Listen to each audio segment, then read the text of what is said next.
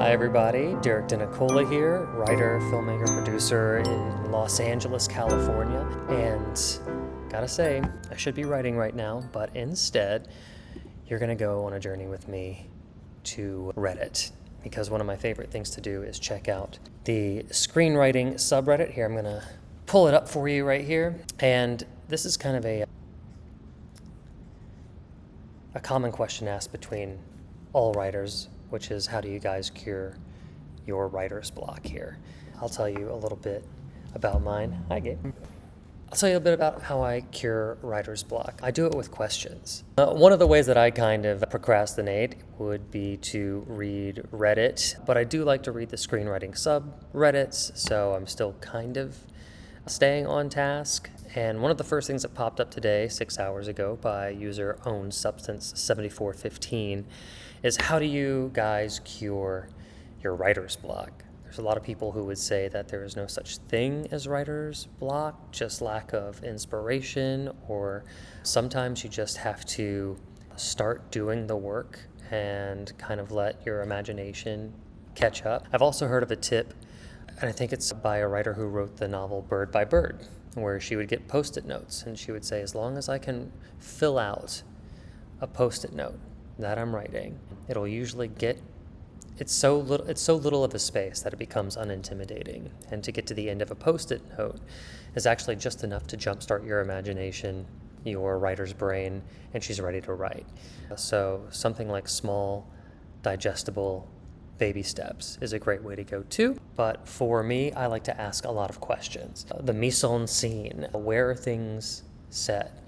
What are people's relationship to each other? What does a scene taste like, feel like, look like? What is somebody's gravity? What is the shape of the building that they're in? The moment that you start asking questions, you start answering them, and the answers usually end up in the work. But I'm curious to see what other people say. The top 1% commenter says the only way out is through. In my experience, just write anything. Doesn't need to be your outline for this particular script. It can just be journaling your thoughts. The first chapter of a smutty romance novel you'll never return to, anything. I agree with that. I use a journal a lot to jumpstart my work, especially whenever I don't know what I want to write about. You do want to write about something. It's just buried in your subconscious. And sometimes, even if you're writing in your journal and it doesn't make sense and you're automatic writing and scribbling, eventually you will get to something that is worthwhile, especially if you go back and read your journal and start highlighting things that come up that are thematic. You'll learn a little bit more about yourself through your own subconscious. Ego defense mechanism, which I love that name. I personally don't believe that writer's block is real.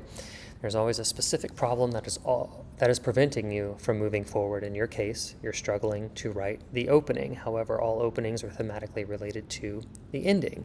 Is the real problem that you don't actually know how the film ends and why it ends that way? Have you clearly articulated the theme and anti-theme for your character? I've heard this several times too. You don't know where to begin unless you know what the end is going to be. I will say that I will do that too. Sometimes it'll help. And just having a ending in mind, even though it might not end up being the ending for your story, is also just as important for giving yourself direction. Okay, I'm gonna do one more and then I'm gonna bounce. Okay, here we go. Misk6572. Research something new but related to your topic. Watch movies or read books that are similar. Listen to a podcast. Write notes, a list of things related to theme or setting. Go on a walk or run. Work on other scenes or even other projects. Smoke weed.